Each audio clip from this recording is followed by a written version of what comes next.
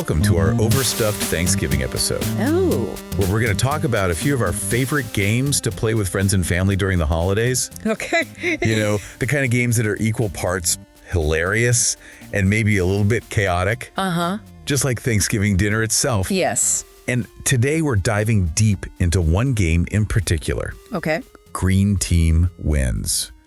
Just the name itself is a recipe for some good-natured rivalry. Absolutely. What did you say? And then what's so fascinating about this game is that it's not about being right. Oh, it's wow. about being popular. Okay, I love that. So it's not about knowledge, it's about knowing your audience. Yes. Like, if your Aunt Carol is notorious for her outlandish opinions, Uh-huh. you better factor that in when you're filling out your answer card. Exactly. It's like family food, but instead of guessing what America thinks, Right. you're trying to tap into the hive mind of your family gathering, Yes. which, depending on your family, Oh, yeah. could be even wilder than trying to predict what the entire country is thinking. So you're telling me I need to study my family's quirks like I'm prepping for a quiz show. Well, This Thanksgiving is getting intense.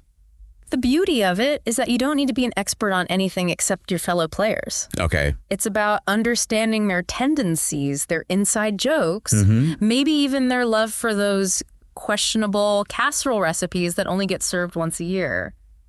And then there's the whole Green Team Wins rule, which Right. honestly Yes. already has me feeling a little competitive. Uh-huh. I mean, talk about a power move. Even if you tie, Right. you still win. It's built-in bias, and that's where the humor really comes in. Okay. You can have a perfectly logical answer, a stroke of genius even, Yeah. and still get trumped by the sheer force of the green team's automatic victory. Oh, I can already imagine the groans of frustration from the orange team at my Thanksgiving table. Yeah. And the smug looks on the faces of the green team. Of course. Of course. But speaking of accusations, Yes. we have to address the elephant in the room. Or rather, the controversy on the game board. That scoring system has definitely generated some strong opinions. It certainly has. Some players love the inherent absurdity of it. Yeah. They argue it adds to the humor and the unpredictable nature of the game. I mean, it's hard to argue with that. It's like the game is saying, hey, life isn't fair. Right. Sometimes the green team just wins, so deal with. Exactly. But on the flip side, some reviewers find it frustratingly unfair, Yeah, especially if you end up stuck on the orange team while the green team runs away with the points. right. I can see how that would get old after a while. Yeah, It's like being perpetually stuck with the wishbone that breaks the wrong way. it's a valid point. And this is where the comparison to games like What Were You Thinking comes into play. Okay. In those games, the scoring is more balanced, rewarding, clever answers, regardless of team affiliation. So it really comes down to personal preference. Uh-huh. Do you want a game that embraces chaos and humor even at the expense of fairness? Or do you prefer a more level playing field where wit and strategy reign supreme?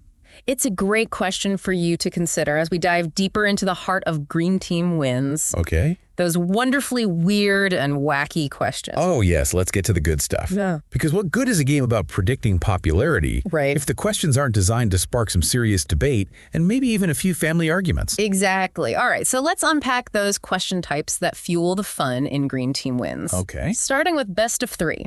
These questions are all about finding common ground, Yeah. tapping into those shared experiences that make us say, yeah, I get that. Okay, so it's like a cultural barometer, but instead of measuring air pressure, it's measuring our collective opinions Yes. on things like, I don't know, Right. the most annoying kitchen gadget or Yeah. the worst song to get stuck in your head. Precisely. And the brilliance lies in the simplicity. Okay. You're presented with three options, each with its own quirks and flaws. Yeah. And you have to decide which one resonates most with the majority. It's like a multiple choice quiz where there's no right answer, only the most popular answer. Right. Which, let's be honest, can sometimes feel even more stressful than a real test. Absolutely. And the game doesn't shy away from those slightly controversial or divisive topics either. Okay. It's all in good fun, of course. Yeah. But it definitely adds a layer of intrigue to the decision-making process. Ooh, like what kind of topics? Give me an example. Well, one card asks, what's the most disappointing coin? Okay. Penny, nickel, or dime? I mean, who hasn't felt the sting of getting stuck with a pocket full of useless change? Oh, for sure. I'm Team Penny. All the way. Way. They're like the glitter of the currency world. Yeah. They get everywhere, and you can never truly get rid of them. That's a great analogy, but for some people it might be the nickel that evokes the most disappointment. Right. Maybe they have traumatic memories of vending machines stealing their precious 5 cents. Or maybe they're just bitter about not having a dime to rub for good luck. See, this is what I love about this game. It takes these mundane, everyday things and turns them into opportunities for hilarious debate. Exactly. And it's not just about personal preferences either. Okay. Some best of 3 questions tap into broader cultural trends and nostalgia. Okay, give me a nostalgia trip. What kind of questions are we talking about? Well, one card asks, what's the greatest kind of table? Ping pong table, foosball table, or air hockey table. Oh, no, that's a tough one. Right. For me, it's all about air hockey. The speed, the sound of the puck slamming against the sides, Yes. the sheer joy of scoring a goal. It's pure adrenaline. Uh-huh. But I'm sure you have a different favorite, right? Mm-hmm. What's your table of choice?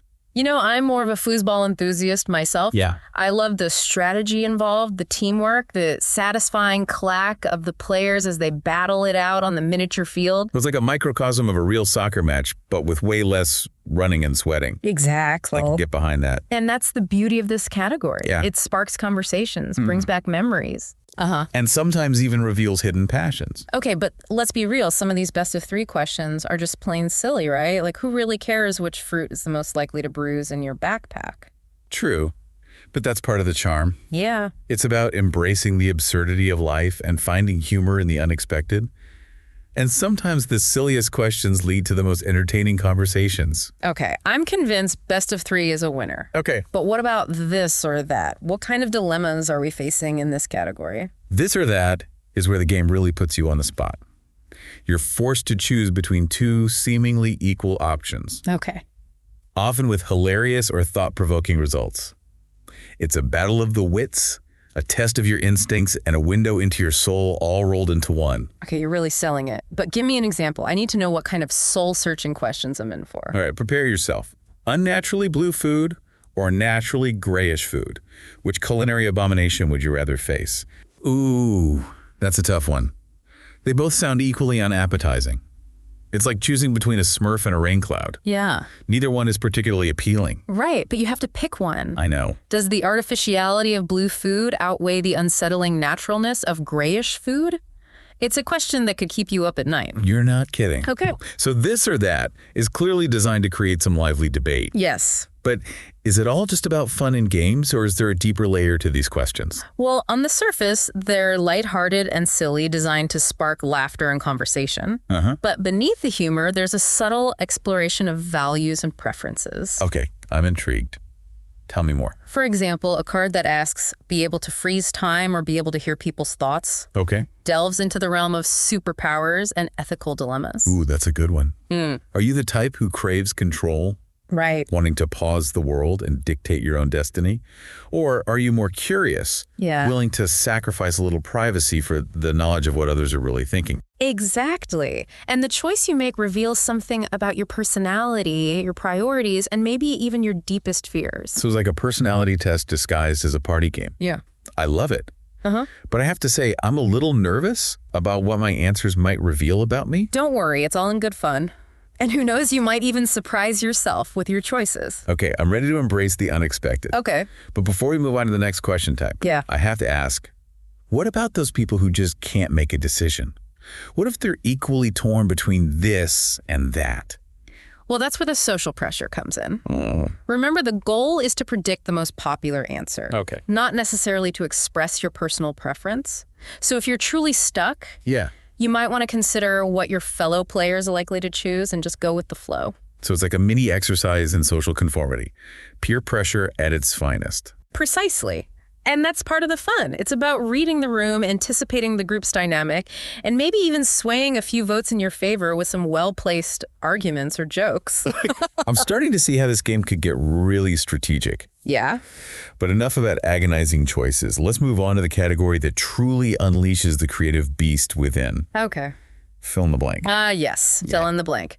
This is where the game truly shines. It's like a mini writing prompt, a chance to showcase your wit, your pop culture knowledge, and maybe even your slightly twisted sense of humor. Okay, I'm all for twisted humor. Hit me with some examples. What kind of blanks are we filling in? Well, one classic prompt is simply candy blank. Okay. The possibilities are endless Candy Crush, candy corn, candy-coated chaos. Yeah. It all depends on your imagination and your willingness to push the boundaries of good taste. Ooh, I love it. It's like a Rorschach test for your sweet tooth. Exactly. And then you have prompts that tap into our collective fascination with celebrities and pop culture. Okay, I'm ready for some celebrity shenanigans.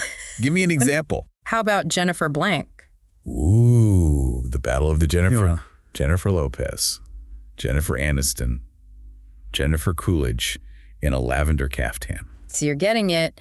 It's about tapping into those shared cultural references, those names and phrases that instantly evoke an image or a feeling. And then, of course, you have the patriotic prompts, the ones that test your knowledge of American history, geography, and, well, everything in between. Right. Prompts like National Blank, Okay. National Treasure, National Lampoon's Vacation, National Ice Cream Day. The choices are as diverse as our nation itself. I love how these prompts can be both specific and open-ended at the same time. It's like the game is giving you a starting point and then saying, go wild, see what you can come up with. Exactly. And that's what makes fill in the blank so replayable. Yeah. You can play the same prompts over and over again, and you'll always get different answers, different interpretations, different glimpses into the minds of your fellow players. So it's like a never-ending source of entertainment and maybe even a little bit of insight into the human psyche. Absolutely. And sometimes the most unexpected answers are the most revealing. They can tell you a lot about a person's sense of humor, their values, and maybe even their secret desires. Okay, fill in the blank has officially won my heart. Oh. It's creative, it's unpredictable, and it's guaranteed to generate some hilarious moments. Yeah. But I have to ask, are there any downsides to this question type? Well, some reviewers have argued that the simplicity of the fill-in-the-blank prompts can be a double-edged sword. Okay. While it allows for a lot of creativity, it can also lead to answers that are too vague or nonsensical. Right, like if someone just writes down banana for national blank, it's technically an answer, but it doesn't really spark much conversation or reveal anything particularly insightful. Exactly. And some players might prefer prompts that are more specific or thought-provoking, ones that would encourage deeper discussion and debate. Okay, I can see that point. Yeah. But honestly, for me, the beauty of fill in the blank lies in its simplicity. It's accessible to everyone regardless of their age or background. And it encourages players to think outside the box and embrace the absurdity of the game. That's a great point. And it's important to remember that the goal of Green Team Wins isn't necessarily to have deep philosophical conversations. Right. It's about having fun connecting with others and creating shared memories. And sometimes the most memorable moments come from those silly, nonsensical answers that make you laugh so hard, you snort eggnog out of your nose. Exactly. So let's not overthink it. Let's just embrace the randomness, the silliness, and the sheer joy of filling in the blank with whatever comes to mind. Agreed. But before we get too carried away with our newfound love for fill in the blank, Okay. I want to shift gears a bit and talk about a more subtle, but equally fascinating aspect of Green Team Wins. Yeah. Its potential to reveal hidden biases and assumptions. Ooh, now this is where things get really interesting. Tell me more. Well, think about it. When you're trying to predict the most popular answer, Yeah. you're essentially making judgments about the other player's values, beliefs, and experiences. And those judgments can be influenced by all sorts of factors, Okay. conscious and unconscious. You're right. It's like a window into our own preconceived notions about the people around us. Yeah. We might think we know our friends and family inside and out, but Green Team Wins has a way of exposing those blind spots. Exactly. And sometimes the results can be surprising, even eye-opening. Right. We might discover that our assumptions about someone's taste in music or their political leanings are completely off base. Or we might realize that we have more in common with someone than we initially thought. It's like the game is holding up a mirror to our own social circles, revealing the complexities and nuances of human relationships. And the best part is it does all of this under the guise of a lighthearted party game.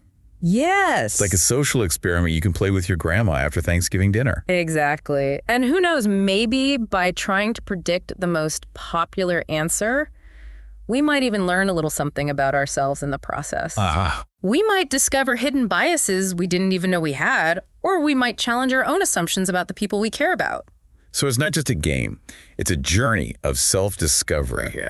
And all it takes is a few dry erase boards and a willingness to embrace the unexpected. Well said. But before we get too introspective, I think it's time to inject a little more humor into our deep dive. Yeah. What do you say we explore some of those rapid-fire question examples that are guaranteed to make you laugh, think, and maybe even question your sanity? Oh, I'm so implicit. Hit me with your best shot. All right, you ready for a rapid-fire round of Green Team Wins questions? Oh, yeah. Get those mental dry erase boards ready? Okay. First up, best of 3. Okay. What's the best illness to fake to get out of school? Stomach ache, headache, or a cough? Oh, that takes me back. Right. I'm going to go stomach ache, I think. It's the most believable and the hardest to disprove. Plus, you can add some dramatic groaning for extra effect. Good strategy. Yeah. Okay, next one. This or that. Way too many pillows or way too many stuffed animals. Way too many pillows. I love a good pillow fort. Okay. Okay. All right, last one. Fill in the blank. Mother blank. Oh, mother of pearl. No, mother may I. Okay. Oh, it's terrible. I'm going to go with mother may I. Okay, you win that round. Yeah. But you see, that's what makes this game so much fun. Yeah. It's unpredictable, it's hilarious, and it's a guaranteed way to spark some lively conversation at your Thanksgiving gathering. Yes. And speaking of Thanksgiving, one reviewer pointed out that Green Team Wins is the perfect post-turkey game. Oh, I totally agree. I think, you get that lull after dinner and everybody's kind of sitting around. Yeah. And Green Team Wins is a great way to kind of re-energize everybody. Yeah, get them. And get that second wind. Exactly. You don't need to be a master strategist or a trivia whiz to enjoy this game. It's all about having fun, connecting with others, and maybe even learning a thing or two about the people you thought you knew best. Yes, and I love the idea of not having to think too hard. Because, like you said, you've just eaten a huge meal. Yeah. You're in that kind of food coma. You're stuffed. So you don't want to have to overthink anything. Right. And it's light. It's something that anybody can play. Exactly. And it's quick, too. Yeah. It's not one of those games that's going to drag on for hours and hours. Yeah. Which is perfect for when you have a lot of people over and, attention spans are waning. And, you don't want to commit to a whole evening of gaming. This is something that you can just pop out, have some fun with. Yes. And then move on to dessert. Exactly. All right. Or maybe even play multiple rounds. Oh, yeah. Because it's so quick and easy. And then you get to hear, different people's answers each time. Yes. And you know what else I love about this game? It's a great way to get people talking who might not normally talk to each other. You might have those family members who are a little bit shy or who don't really know each other that well. All right. Or who have very different opinions. Exactly. And this game gives them a common ground to start a conversation and maybe even find some unexpected commonalities. Yeah, that's such a good point because, sometimes with families, you have those divisions. Yes. And it's hard to break through those. But this is like a very lighthearted way to maybe start those conversations. Exactly. And who knows, maybe by the end of the game, you'll have discovered that your grumpy uncle actually has a secret love for K-pop. Or that your cousin who never talks is actually a brilliant comedian. Exactly. So as we wrap up our deep dive into Green Team Wins, Yeah. I think the takeaway here is that this is a game that has something for everyone. Absolutely. It's fun, it's engaging, and it's a great way to connect with the people you care about. And most importantly, it's a reminder that sometimes the best games are the ones that don't take themselves too seriously. Well said. Yeah. And on that note, I think it's time for us to sign off. Yes! Thank you so much for joining us for this Overstuffed Thanksgiving episode. Yeah, it was fun. We hope you enjoyed our deep dive into Green Team Wins. Okay, the second game we're going to talk about today in our Thanksgiving special is Flip 7. I've heard whispers. This one's a real crowd pleaser. Something about pushing your luck and maybe driving your relatives a little crazy. Let's find out if Flip 7 lives up to the hype. So tell me, what is going on with this game? Is it like poker? Go fish? Is there yelling involved? Give me the rundown. Well, yelling is optional, but encouraged if someone snacks the ×2 card right before you. But in all seriousness, Flip 7 is all about balancing risk and reward. You're flipping cards, trying to collect sets of unique numbers, but if you flip a duplicate, bam, you bust. Okay, I'm sensing some potential for family drama already. Absolutely. But that's part of the fun. Now, here's where it gets interesting. The deck isn't your standard 52 cards. We're talking a pyramid scheme of numbers. 12 cards, 11 cards, 10 cards, and so on, all the way down to one lonely one and a 0 that's probably feeling pretty left out. So basically, the more numbers get flipped, the harder it is to avoid those dreaded duplicates. Sounds like my kind of chaos. But what about the points? Is it just the number on the card, or is there some crazy scoring system? Mostly it's the face value, which is great for those of us who struggle with complicated math after a Thanksgiving feast. But there are a few twists. First, we've got the orange cards. Think of them as little turkeys wearing party hats. They offer bonus points from a modest +2 to a whopping +10. Okay, now we're talking. Bonus points, I'm already scheming. But hold your horses. There's only one of each of these glorious orange cards in the entire deck. That's right, 1 + 10 to rule them all. Talk about pressure. Suddenly remembering which cards have already been played becomes a superpower. You're telling me I can't just zone out and blame it on the tryptophan? Nope. Flip 7 demands attention, and just when you think you've got it figured out, we introduce the action cards, the ultimate tools for Thanksgiving revenge. Ooh, now things are getting really interesting. Spill the tea. What kind of mischief are we talking about? We've got Freeze, which you guessed it freezes another player's turn. Then there's Flip 3, which forces a player to flip 3 cards in a row, talk about a recipe for disaster. And last but not least, we have Second Chance, which allows a player to try their luck again after busting. Okay, these action cards are basically the pumpkin spice latte of Flip 7, essential for adding a little kick and stirring up the drama. I can already see the strategic possibilities swirling. But before we get too deep into those, remind me, how do you actually win this game? Is it a marathon or a sprint? It's a race to 200 points, my friend, and each round is a mini battle for those precious points. You add up the value of the cards in front of you, but if you bust, you get a big fat 0 for the round. Ouch! So it's a delicate dance between pushing your luck and playing it safe, like deciding whether to go for seconds on dessert you want it all, but might regret it later. Precisely. Now here's a little nugget that gives the game its name, the Flip 7 bonus.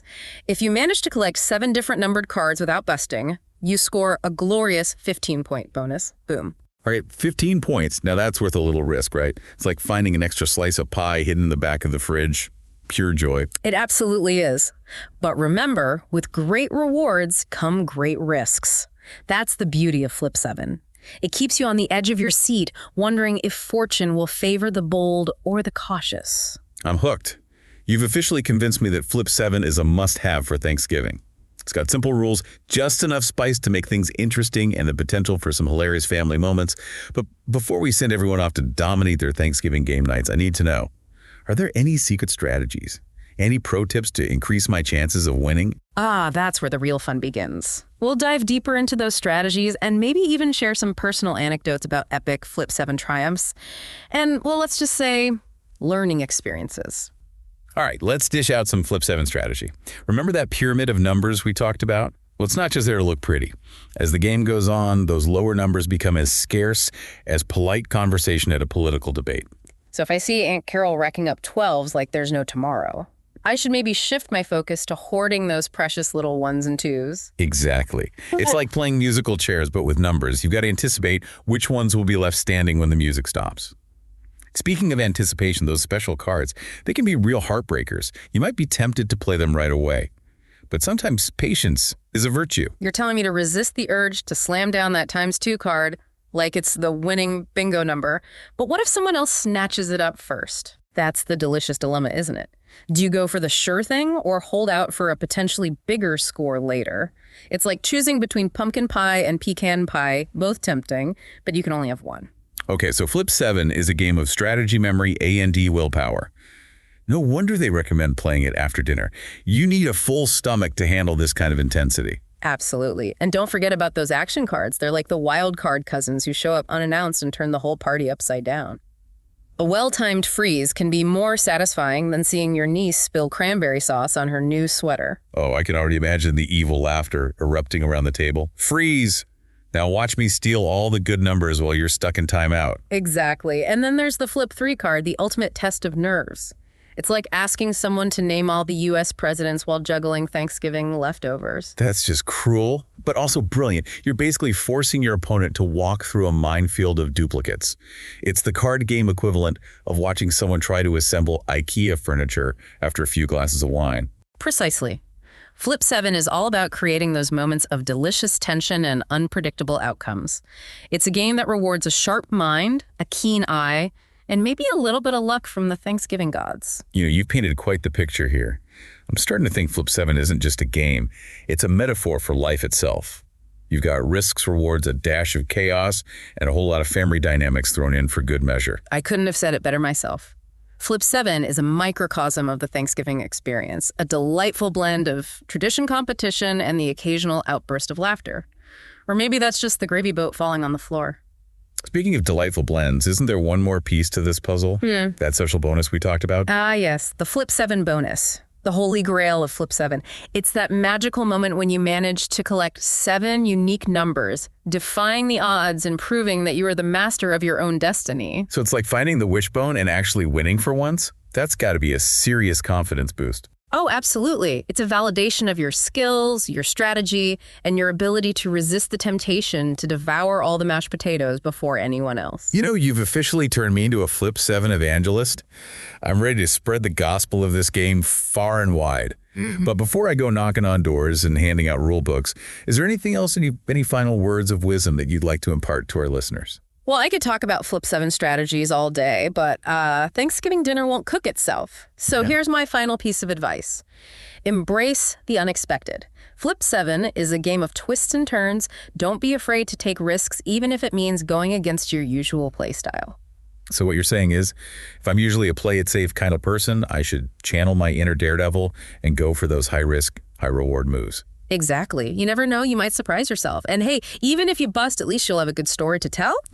Speaking of stories, have I ever told you about the time my uncle tried to bribe his way to a Flip 7 bonus with the promise of extra pumpkin pie? Oh, come on. You can't leave us hanging like that. Spill the beans. Was the pie worth the gamble? Let's just say it was a Thanksgiving dinner we'll never forget.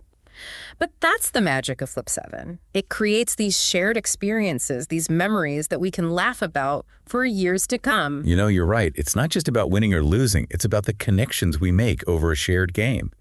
And in the grand scheme of things, isn't that what Thanksgiving is all about? Precisely. So this Thanksgiving, gather your loved ones, break out a deck of Flip 7, and let the games begin. Just remember, it's all in good fun, even when someone swoops in and steals your ×2 card. Well said. I think we've officially covered all the bases, the rules, the strategies, and the sheer joy of flipping those cards. I'm feeling inspired. I'm feeling ready to tackle my Thanksgiving game night like a champion. And I have a feeling our listeners are too. I hope so.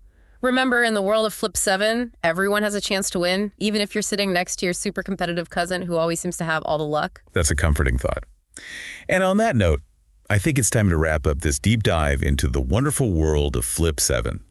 We've laughed, we've strategized, we've even reminisced about Thanksgiving mishaps. It's been a wild ride. It has indeed. And to our listeners, we say go forth and flip with confidence. May your Thanksgiving be filled with laughter, good food, and of course, epic Flip 7 battles. All right, everybody. The last game we're going to talk about for this week's Thanksgiving special is Phantom Inc. It's this spooky word-guessing game. And I got to say, some of the stories from these playthroughs have me ready to bust a gut laughing already. It does seem like a game that leads to some truly absurd moments. What struck me most is this core tension between the teams trying to be clever and the, shall we say, unintentional humor that comes out when you're under pressure. Right, like you're trying to guide your teammates to the secret word with these cryptic clues, but then you've got things like Elvis dying on the toilet popping up. It's just ridiculous. Think about it. You're the spirit, right? You know the word. But you can only give clues by writing the beginning of the answer to your teammates' questions letter by letter. The other team sees those letters too, but they don't know the questions. Talk about a recipe for chaos. And then if your teammate thinks they know the word, they can yell silencio to stop you from writing more letters and giving too much weight to the other team. The tension must be palpable. Oh, absolutely. You've got to walk this tightrope between being helpful and accidentally handing the answer to your opponents. Not to mention the eye spaces on the board, which can really throw a wrench in things. Oh yeah, the eye space.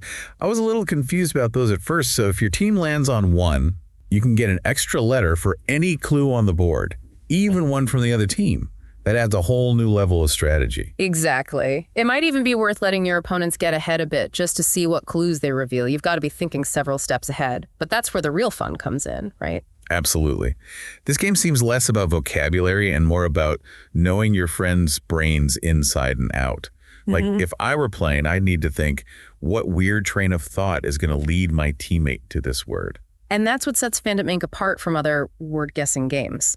It's less about pure logic and more about understanding the quirky connections and shared knowledge within your group. And of course, a little bit of luck never hurts. That brings us back to those hilarious moments in the playthroughs. Like, how does a conversation about the film Trainspotting lead to someone guessing toilet? I need to know the thought process there. Well, we've got to save some of the mystery. But it just goes to show this game can get pretty wild. It makes you wonder, what are your friends' weirdest associations? What seemingly unrelated things would they link together? I'm starting to realize this deep dive isn't just about understanding Phantom Inc. It's about understanding the human psyche itself. It's deep. Man, well, let's not get too existential just yet. We still haven't talked about what it's like to be the spirit in this game, the one giving the clues. That's got to be a whole other level of pressure and hilarity. Being the spirit is a unique challenge. You want to be helpful to your team, but you also want to make it fun. So it's a balancing act. You want to nudge them in the right direction without giving away the answer too easily. It's almost like you're playing a game against both your own team and the other team at the same time. And let's be honest, there's a certain mischievous glee in watching your friends struggle with a particularly cryptic clue, right? Especially when you know the answer is something utterly ridiculous. Okay, I confess. There's a part of me that totally wants to stump my friends with the most absurd clue I can think of. Imagine the look on their faces when they finally figure it out. That's where the shared knowledge aspect comes in.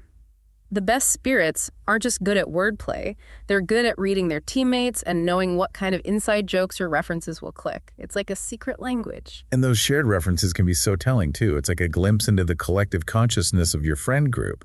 You start to see patterns in the things you all find funny or memorable. Like that Elvis example, it relies on everyone being in on the joke, which makes you think what other cultural touchstones would work as clues. What things do we all take for granted as common knowledge? It's almost a test of how well you know pop culture, or even just the random trivia that floats around in our heads. And the funnier the connection, the better. I can just imagine someone shouting, "Silencio!" only to realize the answer is something totally mundane like toothbrush. The disappointment would be hilarious. Oh, absolutely. And that's what makes Phantom Inc. so replayable. It's not just about the words themselves, it's about the stories and the laughter that come from the process of uncovering them. It's a game that thrives on absurdity. But the spirit isn't the only one who can be funny.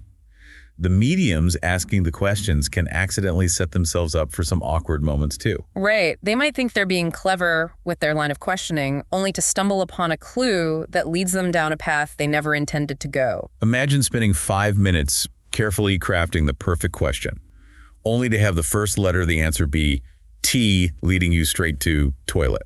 Gotta be a humbling experience. And the beauty of it is the opposing team can see those partial clues too. So even if you're not the one asking questions, you can still get a good laugh watching your opponents flail around with a string of nonsensical letters. It's like everyone is in on the joke, even if they don't know the punchline yet. It's that shared sense of amusement that makes Phantom Inc. such a fun social experience. It's a reminder that sometimes the most unexpected answers can be the most entertaining, and that a little bit of awkwardness can go a long way in creating a truly memorable game night. I'm starting to think we should have played a round of this game before diving into these playthroughs. It would have been fun to experience those awkward and hilarious moments firsthand. Well, there's always next time. But for now, let's keep exploring these sources and see what other gems of humor we can unearth.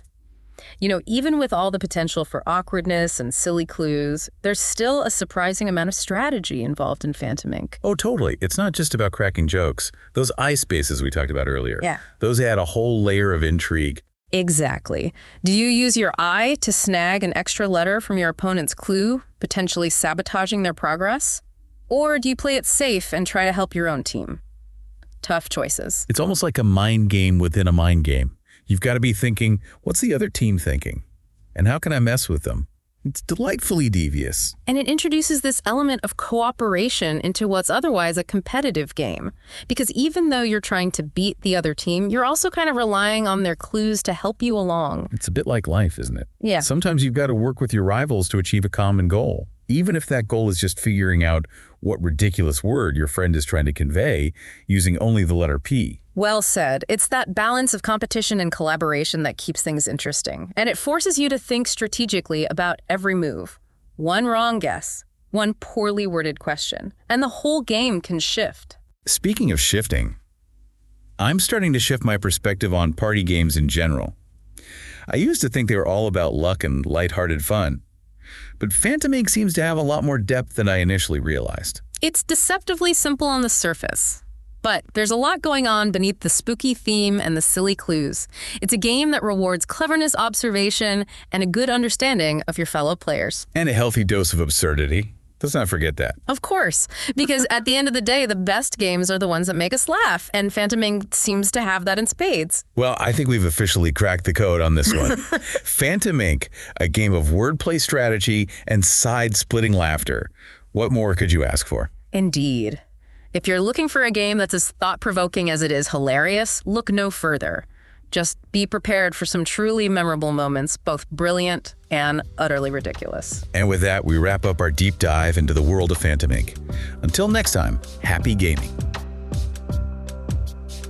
And now for a non-sponsored, totally fake advertisement from this episode's non-sponsors.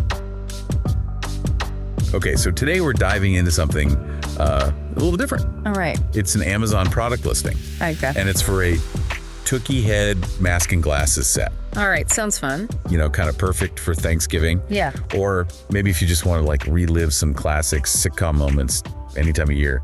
It's funny you mentioned sitcoms because this costume is like straight out of the Friends episode, the one with all the Thanksgivings. Oh, yeah. Remember when Monica puts a turkey on her head to try and cheer up Chandler? Oh, absolutely. It's so funny. It's pure comedy. The fez, the sunglasses, that little awkward shimmy. Yeah. It's such an iconic scene. Yeah. And it's become like a total Thanksgiving staple. Oh, for sure. For Friends fans, at least. Yeah. But this costume, like, lets you recreate that moment perfectly. Yeah, in all its glory. And it's not just about the laughs, though. Right. I think this costume taps into something bigger. Okay. Like a cultural phenomenon. Think about how popular sitcoms like Friends still are. Yeah, they're so comforting. Exactly. They provide comfort, familiarity, and this costume, like, lets people connect with those feelings. It's like you're stepping into your favorite show just for like one night. Exactly. And let's be real, like, haven't we all wanted to recreate a classic sitcom moment at some point? Definitely, 100%. It's a form of escapism, Yeah. a way to relive those happy memories. Plus, it's a guaranteed conversation starter at any party. Oh, totally. You show up to Thanksgiving dinner wearing this thing, Yeah. you'd have everyone quoting Friends lines all night. All night long, for sure. I'm sold. Good. Let's get back to the costume, though. Okay. The listing mentions premium materials and universal fit. So they're clearly emphasizing quality and like broad appeal. Right. They want everyone to feel comfortable rocking their inner Monica. For sure. And speaking of comfort, Yes. we have to address the elephant in the room, or I guess the turkey. Oh, no. One customer review mentioned the glasses being too small and Oh. poorly attached. Not exactly the recipe for a flawless Monica impression. A fashion faux pas, for Yeah, sure. big time. It just goes to show that even the most iconic costumes can have flaws. Yeah, it's true. But maybe that just adds to the comedic effect. Maybe. After all, part of what makes that original Friends scene so funny is Monica's awkwardness. That's a great point. Sometimes a little imperfection can actually enhance the humor, makes it feel more authentic, less polished. So we've got a costume that's hilarious, culturally relevant, and potentially flawed in a charming way. Yeah. Sounds like a pretty accurate reflection of Thanksgiving itself, wouldn't you say? You know what? That's a good point. Yeah. Thanksgiving is all about embracing the chaos, the burnt dishes, Yeah. the slightly awkward family dynamics. It's what makes it so memorable. And this costume, with its like potential for wardrobe malfunctions, it just adds another layer of unpredictability to the mix. Right. That's like a recipe for Thanksgiving hilarity. Totally. Yeah. Speaking of recipes, one customer review mentioned using this costume for Fakesgiving, Oh, that's fun. which is such a brilliant concept for those who can't celebrate on the actual day. Yeah. It just shows how this costume can transcend the traditional Thanksgiving setting. I love that. Yeah, Fakesgiving, it's like Thanksgiving, but with even more freedom to get silly. Yeah, exactly. And you know what would make this costume even more epic? What? If it played the Friends theme song. Oh my gosh, that would be a game changer. Can you imagine the look on your family's faces when you strut into the dining room? Oh my God. Turkey head bobbing as "I'll be there for you" starts blasting. Sid, you would instantly become the life of the party. You would. That's a memorable entrance. The turkey head, the sunglasses, Oh yeah. the bewildered expressions on everyone's faces. Pure comedic gold. It really speaks to the power of nostalgia and how these shared cultural references can bring people together, even if you haven't seen the Friends episode. The image of someone wearing a turkey on their head is instantly recognizable and hilarious. Universal. Yeah. And it taps into that like childlike sense of fun that we all have. Yeah. No matter how old we get. There's something about wearing a ridiculous costume Oh, totally. that just makes you feel so liberated. I agree. Like you can let loose and just be your true goofy self. Absolutely. It's a reminder that sometimes the best way to connect with others is to simply embrace the absurdity of life and have a good laugh. Well said. Thank you. So as we wrap up our deep dive into this hilarious headwear, what's the main takeaway here?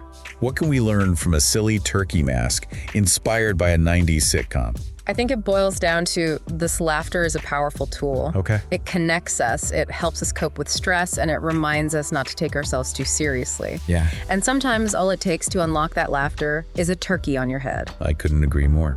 So to everyone listening, whether you're celebrating Thanksgiving with family, friends, or just your own awesome self, or your pets, we wish you a very happy Thanksgiving. May your day be filled with, delicious food, good company, and maybe even a few Chandler-worthy jokes. Oh, definitely. And, maybe you'll even feel inspired to don a turkey head and recreate a little Friends magic of your own. I hope so. Just be sure to practice that Monica shimmy beforehand. Oh, that shimmy is crucial. But in all seriousness, I think this deep dive has shown us that even something as simple as a novelty costume can have a surprisingly deep impact. It's true. It's not just a piece of plastic and fabric. Right. It's like a symbol of shared laughter, nostalgia, and that heartwarming feeling of connection that comes from reliving our favorite pop culture moments. It's a reminder that sometimes the silliest things can bring us the most joy. Totally. And isn't that what Thanksgiving is all about? Yeah. Celebrating the good times, even the goofy ones. Absolutely. It's about letting loose. Yeah. Embracing the quirks of our loved ones and just finding humor in the unexpected. So to everyone listening, whether you're a diehard Friends fan, a Thanksgiving enthusiast, or just someone who appreciates a good laugh, right?